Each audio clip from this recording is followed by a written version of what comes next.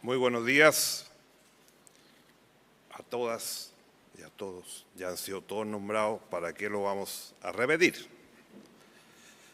Así que vamos al grano, como decían. Quiero decir primero que vengo a rendir homenaje a la memoria de un hombre que a lo largo de su existencia supo lo que era honrar el servicio a su país. Hacerlo no solo es merecido por el enorme significado de su trayectoria política, sino que además es imperioso hacerlo, dado los tiempos que corren en nuestro país. Gracias por escucharnos.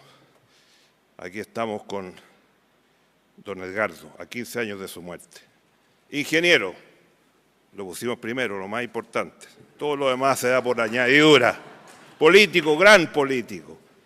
Militante de la EC, rector, ministro de Estado, senador. Ya vamos a contar cosas de él. Artífice de los acuerdos y forjador de la transición. El motor ideológico de la transición.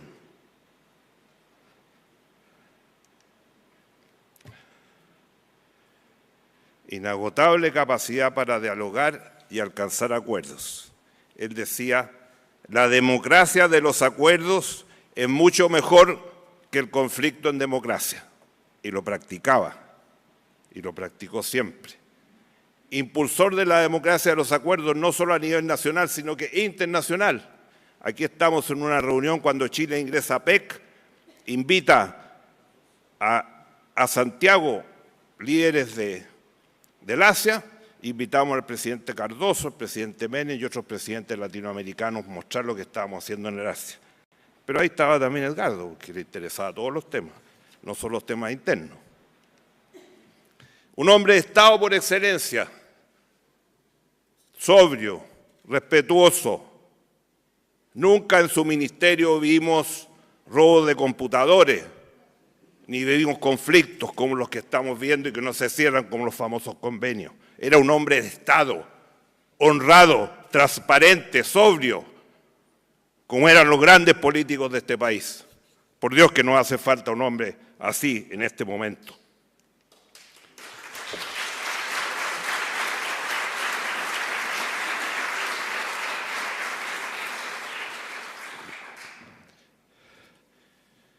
¿Para qué voy a explicar la foto? La primera, gran ministro del presidente Aylwin. Gran ministro, presidente Aylwin. Después está con el presidente Lagos, también en La Moneda. Y esa foto es muy clarificadora de lo que él era. Siempre andaba con sus carpetas, preparando día a día todo lo que se le ocurría, lleno de carpetas, de documentos. Así era. Nombramiento en el Senado en el 98, me tocó a mí, después del retorno a la democracia, nombrar los senadores, 4. La coalición de gobierno nunca tuvo mayoría en el Parlamento, la tuvimos el año 98 porque nombré a 4 de nuestro sector también para equiparar a los otros. Benninger no estaba muy convencido, no le gustaban los senadores designados, pero finalmente aceptó. Lo mismo me sucedió a mí el año 2000, como muchos me decían que cómo iba a asumir como senador designado. Yo le dije, con mi voto vamos a tener primera mayoría en el Senado por primera vez en 10 años, el 2000. Y ahí hicimos la reforma del año 2005, la reforma política del año 2005, que fue muy buena, excelente para 15 o 20 años de la democracia chilena. No como la que tenemos hoy día, que es un fracaso rotundo, con 22 partidos, nadie entiende con nadie, todos insultándose.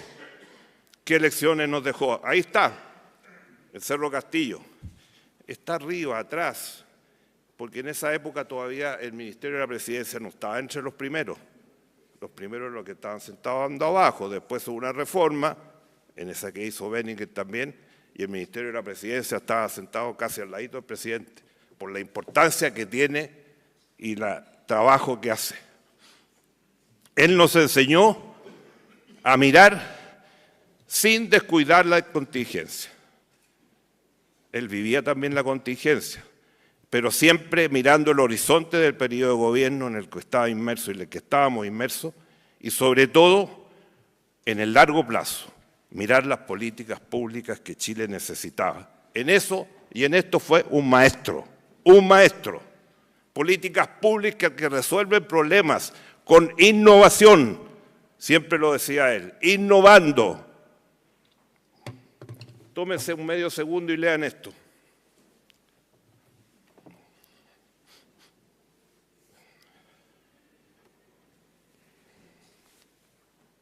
Este era Benninger. Audaz. Hay mucho que, y se lo llevamos hoy día a Chile, hay muchos que no están de acuerdo con esto. Pero él tenía la capacidad de plantear los temas y resolver los temas. Y este tema nunca lo hemos resuelto en Chile. El tema de la AFP todavía. ¿Cuántos años llevamos discutiendo? Pero ahí él dio una solución, porque era innovador. Pensaba en el futuro y en lo que venía, y no se quedaba estancado. Era innovador y era futurista para esos temas. Y algunos ejemplos que me tocó en mi gobierno con él, los tratados de libre comercio. ¿Cómo partimos? 94, APEC, NAFTA, Unión Europea, Mercosur, Canadá, Corea, todo. ¿Y quién fue vital en esto? La Fundación Chilena del Pacífico, que él ayudó a fundar y a hacerla crecer. Por eso cuando llegamos al gobierno en 94, pocos meses después fuimos a ingresar a APEC, que eran 15 países, pero se hizo el trabajo previo para convencer a esos 15 países que Chile tenía que estar en APEC. ¿Y por qué queríamos estar en APEC? Y los resultados están a la vista. Hoy día las exportaciones son el sueldo de Chile. 75% del PIB es comercio exterior. Aquí se firmó el TPP-11, que cuando llegó el gobierno dijeron que no lo iban a firmar, que no había que firmar los tratados. Ayer en la prensa decía, ¿cuál es el principal bloque comercial del mundo en el cual Chile está inserto hoy día? TPP-11. La mayor parte de nuestras exportaciones, el primer lugar, el primer bloque del mundo que van todas nuestras principales exportaciones hoy día es el TPP-11. Todos los países de ASEAN y otros más. Así hay que hacerlo, con decisión y no mirando al pasado. Y eso nos llevó a tener una red de tratados hasta el día de hoy, 64 tratados ya renovados, todos con la realidad del mundo de hoy, y no la que firmamos los tratados hace 20 o 25 años. Y son muchos, como decía, 75% de nuestra economía en el comercio exterior, más de 70 tratados, 64 funcionando y 6 que se están renovando o se están ampliando, como el de India. Felizmente estos días fue una delegación a India, fueron 2 ministros. Y yo leía la prensa y se la leía a mi señora el domingo. Y los discursos que hicieron nuestros representantes decían que había que hacer la cooperación público-privada para llegar a estos países. Lo empezamos a hacer el año 94, pero al fin se convencieron que había que hacerlo ahora y lo están haciendo. Esa red de alianza es la mejor defensa. Ayer estaba en un foro sobre el tema de China y las alianzas que Chile tiene que tener. Y se debatía dónde tiene que estar Chile, en ninguna parte y en todas partes. No nos podemos asociar con ninguna potencia mundial, porque ya sabemos las consecuencias de los unos y de los otros que siempre han sido imperialistas. Por lo tanto, esta red de 70 tratados nos protege. Tenemos todos los acuerdos y con Chile tenemos asociación integral para tratar todos los temas por más complicados que sean. Y se está establecido punto por punto. En el tratado del 2005, el tema de derechos humanos, el tema de las sobretasas. Peligroso meterse en eso. No nos vaya a venir la réplica, sería terrible. Segundo, este era un lema permanente de Edgardo. Sin alianza público-privada nada podemos competir en el mundo y menos en el Asia. Ahí aprendimos. Y esto están las cosas que hicimos en esos tiempos. 70.000 millones de dólares en 25 años invirtió el sector privado en toda la infraestructura de Chile. Si no lo hubiéramos hecho, ¿de dónde hubiéramos sacado esa plata? Lo mismo que pasa hoy día con las cárceles, que nos decían que estábamos privatizando las cárceles, el agua, porque necesitábamos inversión privada. Si no se hubieran hecho con esos recursos, no se habrían terminado nunca. esta película parecía de otro planeta. Ahí, Costanera Norte, lo que hicimos, Vespucio Norte, Radial Nororiente. Esto parecía hace 20 o 30 años que era solamente el mundo desarrollado. Ahí estamos, está en Chilito. Ahora cuando se apaga la luz ahí, todo asaltado. Es el país que vivimos. Esta semana dijeron que iban a salir millones de chilenos y extranjeros. Hoy día estamos en paro en el aeropuerto. Fantástico. Modernización portuaria, la hicimos el 96, 97. Entonces ahora estamos atrasados. Porque esta ley que aprobamos en el Congreso, en las concesiones, el primero que hizo la ley fue el gobierno del presidente Erwin con Carlos Hurtado, que se demoraron 4 años en sacarla y nosotros la tomamos de inmediato. Pero había, como estos casos, hacer ley especial. Pero ya han pasado ¿cuántos años? 27 años y nos quedamos atrás. Ayer me llegó una invitación para ir a Chancay, a PEC de noviembre en Perú, y ellos van a inaugurar el puerto de gran escala que nosotros venimos discutiendo hace 10 años. 10 años. Y ahora va a partir un segundo, que se llama Corío en Arequipa. O sea, vamos a quedar fuera, vamos a hacer cabotaje. Tratamiento de aguas servidas, que nos decían que íbamos a privatizar el agua y que iba a crecer, etcétera, y todo lo demás. ¿Qué dice el BID del año 2020? Una historia de éxito de una concesión privada que logró cobertura universal con excelentes estándares operativos ambientales. Somos top 5 en el mundo. En pocas cosas somos top 5. En esto somos. Y ahí está la cifra. Cuando decíamos que este servicio debía costar miles para los usuarios. ¿Dónde está Chile? Los 3, con menor tasa de toda la OCDE. Y este proyecto me costó mucho. Tuve que hablar con uno por uno, con todos los diputados y senadores, porque no querían votar, porque íbamos a privatizar el agua.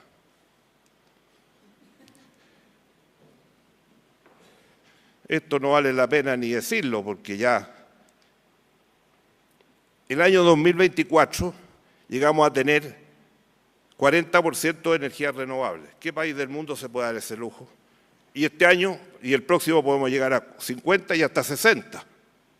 Pero han visto la prensa, los proyectos no se aceptan. Hace poco una empresa americana dijo, vamos a poner toda la isla de Chiloé con aerogeneradores. Dijeron, no se pueden hacer en Chiloé líneas de alta tensión. Otra planta en el norte, en Paposo, Antofagasta, 1.200 millones de dólares, paralizado. Paralizamos todo. Y ya voy a explicar por qué es importante. Y no la podemos mandar a Santiago, porque no hicimos la línea de alta tensión a Santiago.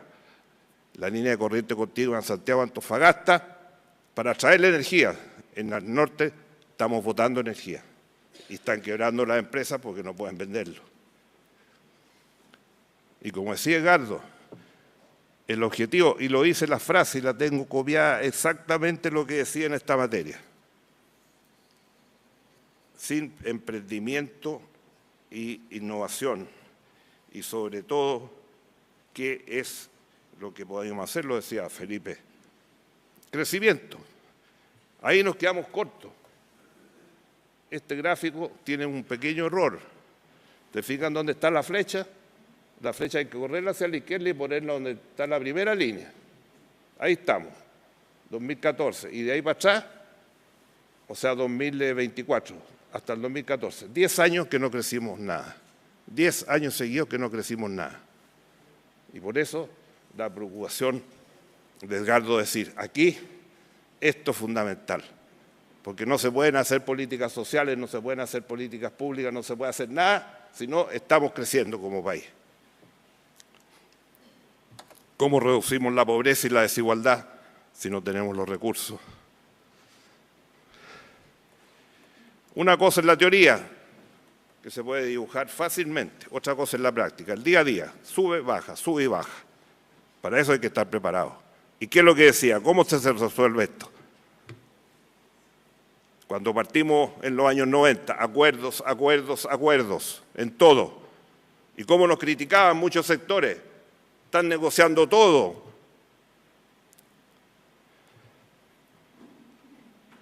Por Dios que nos recordamos de esos años. Ayer me decían, en un foro que estuve, ¿cuánto fue el crecimiento de Chile en la década del 90? Hubo años que hubo 10%. Alejandro lo sabe. En mi gobierno promedio, más de 6%. Y ahí no había que hacer reforma tributaria, a pesar de que se hizo una para adecuarse. Pero no necesitábamos porque estábamos llenos de dinero. Y después, al final, cuando nos vino la crisis asiática, estábamos pagando la deuda externa, porque teníamos los dineros suficientes. Y ver cómo vemos el futuro. Estamos en tiempo todavía, terminando ya. Aquí siempre Edgardo tenía una visión. Cuesta arriba, sí. El crecimiento, el esfuerzo, no se da de manera gratuita. Cuesta mucho conseguirlo. Pero hoy día vivimos aquí, entre blanco y negro, todo el día discutiendo. Esto es blanco, esto es negro. Con insultos, descalificaciones en el Congreso de todo tipo. Ya vivimos no sé qué. ¿Y qué es lo que decía Edgardo? No, rechazo esta disyuntiva. Este es un mundo de oportunidades y de amenazas. Las oportunidades tenemos que aprovecharlas y las amenazas, reducirlas, ampliarlas, sacarlas de nuestra realidad, en la medida de lo posible, lógicamente, como decía don Patricio, en la medida de lo posible, porque así se hizo la transición. Si hablar después de lo que se hizo era re fácil, el problema era hacerlo. Chile tiene grandes oportunidades. Tenemos cobre, litio, hidrógeno verde, tenemos que centrar aquí la visión. Me preocupa lo del cobre. Hoy día en la prensa dice que las empresas privadas están alcanzando a Codelco, que no sube. Algo pasa en Codelco. El litio, hace 2 años estábamos a precios mundiales espectaculares. Se han dado 2 ediciones para cómo se va a manejar el litio y parece que viene, no sé qué pasó. Hidrógeno verde. Ayer, ¿cuánta inversión hay paralizada en hidrógeno verde en Chile? Más de 15.000 millones de dólares. El total de la inversión chilena atascada en los sistemas de permisología en el Ministerio de Medio Ambiente suman hoy día 67.000 millones de dólares. 67.000 millones de dólares. Y fuera de esto, tenemos las energías renovables. Tenemos el agua. Tenemos todas las energías renovables para desarrollar todas estas tecnologías y exportarlas. Hoy día con la paralización de Huachipato, ¿qué dicen? Ahora viene la época del acero verde. Y si tenemos fierro en el norte, podemos hacer acero verde porque tenemos la energía renovable y tenemos el agua desalada. Lo mismo el otro día en la Embajada Argentina con el acuerdo que firmamos con Menem para explotar todos los yacimientos que están en el norte en la línea fronteriza entre los 2 países. ¿Qué se necesita? Fuera de las grandes plantas mineras y la gran tecnología que tenemos en Chile, y los profesionales y técnicos y trabajadores capacitados para eso, necesitamos agua. Y ahí están las desaladoras. Tenemos 24 funcionando y otras 24. Ojalá que no digan como en el litio, vamos a hacer una política para las desaladoras, se van a terminar las desaladoras. En fin, removamos todos los cuellos de botella. El desarrollo se alcanza trabajando duro. No hay atajos. Necesitamos acelerar el paso. ¿Qué nos diría Edgardo hoy día? Menos permisología, menos burocracia estatal, más seguridad, más tranquilidad. No podemos vivir con el estado de inseguridad que tenemos en Chile. No va a llegar la inversión extranjera. Necesitamos un Estado de Derecho en forma. Profundizar la asociación público-privada, decirlo 1 y 1000 veces. Así se consigue y así lo consiguen en el Asia. Y, por último, las deficiencias del sistema político. Todos hablamos del sistema político, que hay que reformarlo, que hay que actualizarlo, y dónde están los proyectos, quién lo asume, cuándo lo vamos a hacer. Porque algunos dicen, no, si no importa, si la política, no sirvan a la política. No, sirve mucho. Si no hay un sistema político que funciona, no hay ninguna posibilidad de que el país funcione. Tan simple como eso. recordando a esos grandes días de la transición a partir de los 90. Hoy, de nuevo, es el momento de la política. Como decía don Patricio, la patria grande y buena.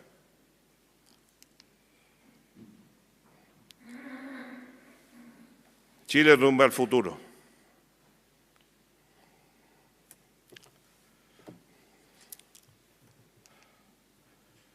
La importancia del crecimiento. Ahí está la frase de Benninger. Ahí lo está diciendo. Ahí yo estaba ya porque yo era candidato ya. Me estaba preparando. Algunos no querían, pero sucedió. Y por Dios que no fue bien. Ahora todos reconocen que fue muy buen gobierno. Gracias. Gracias, un poco atrasada.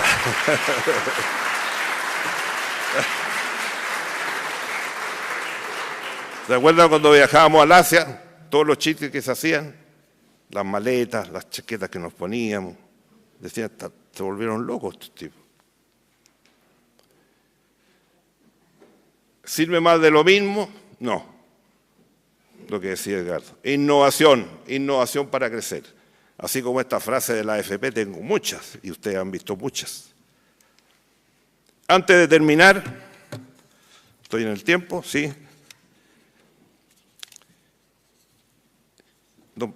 Don Edgardo, querido amigo, escribió 2 libros. Uno se llama Gobernabilidad. Lo escribió después de terminar el gobierno.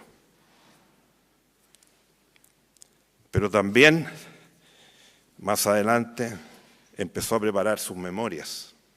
¿O no es así, doña Iris? No la alcanzó a publicar, pero se publicaron porque lo dejó listo. Y esa se llama Chile rumbo al futuro. Propuestas para reflexionar.